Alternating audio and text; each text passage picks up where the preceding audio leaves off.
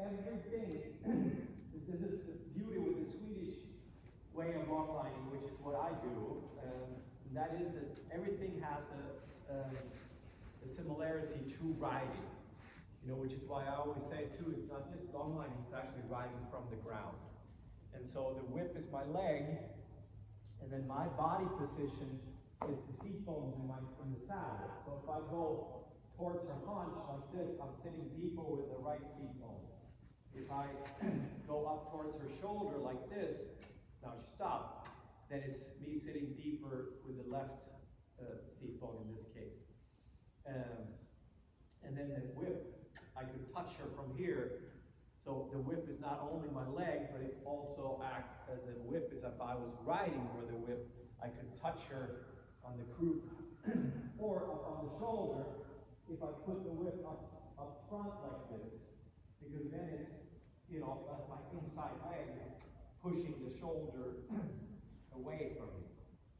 And so all this being that, this is the first time with her, is that I want her to have, it's on the outside, so we shut the door, so it's not going anywhere. And so, I want her to start understanding, my position, and that I am actually, quote unquote, like riding her. I have an outside rein. There, I took on that outside rein so that I could have a few strips of straight line here, and just to begin, be able to have this dialogue with her, that she understands that, he is channeling my energy. He is kind of riding me. And then again, as I always say, we ride the horse's body, not the head. And so, a lot of us get so worried where the head is, because like here you can then see the nose is out, pole is up. She kind of uses her underneck a little bit, which is again one of those evasions that every single horse has.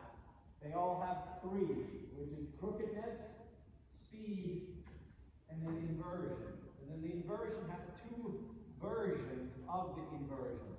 And one is the one that she has here, which is again using the underneck a little bit.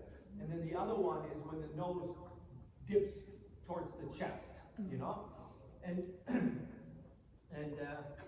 again, as I say, for me, it's about getting control of her body and getting control of the shoulders and getting this crookedness. And then once we've got control of that, I know that then she is going to release in her wither. She is going to start dropping her head and her neck and her nose down towards the ground. And she is going to end up with using the muscle in her neck, the trapezius muscle, correctly and stuff. If I start manufacturing seesawing, in the rings of the bit, then I am forcing the head down, and then again I am just giving her crutches to lean on and take advantage of, and she gets heavy in the hand and stuff. And so again, the other thing that I always talk about with the longlining is that it is that the horse has to take accountability and responsibility for, in this case, her own body, which is why I believe that it's so powerful as a cross-training tool, because horses are smart and they are very quick in taking advantage of us riders, and we are very quick on giving them the support to make it feel better and look better, and so again, but here, all this, disappears. That's why all the weaknesses are going to get magnified on the long line, which is also so good then, because then we get to see where they are struggling, and struggling is okay. The only way we can get better at something is if we are struggling and working on getting better. We face our weaknesses. And so then, now after this, we're going to pick up the trot. And then again, the first exercise that I do is that I imagine I have these 8 cones set out, to an octagon stop sign basically, you know. And then the reason why I don't put the actual physical cones out is because I want to be able to deviate between an octagon and a hexagon and a pentagon. And then the other reason is that a lot of horses would be kind of spooking at them, and it would just become a mess, and then I would have to like jump over them and so forth. So, but predominantly it's because I want to be able to sometimes feel like, okay, I need to have a little bit longer straight line, and then I have to have a little bit steeper turn. And that's again where the deviation from that octagon.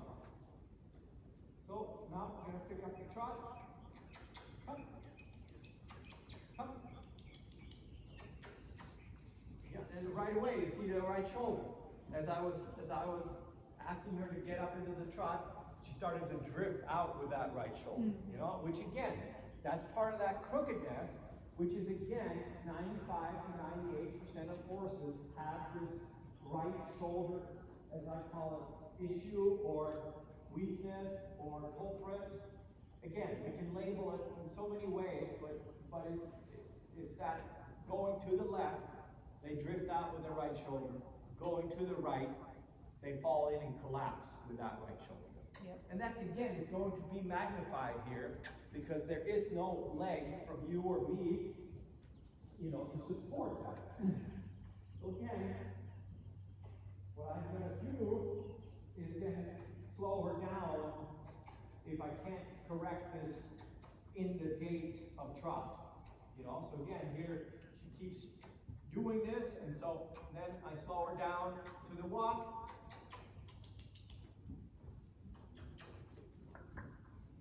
Because again, she has to start taking ownership. It's not through strength or force that I will make her do this. It's by, again, transferring the accountability and responsibility to her that she has to step up to the plate. Good girl.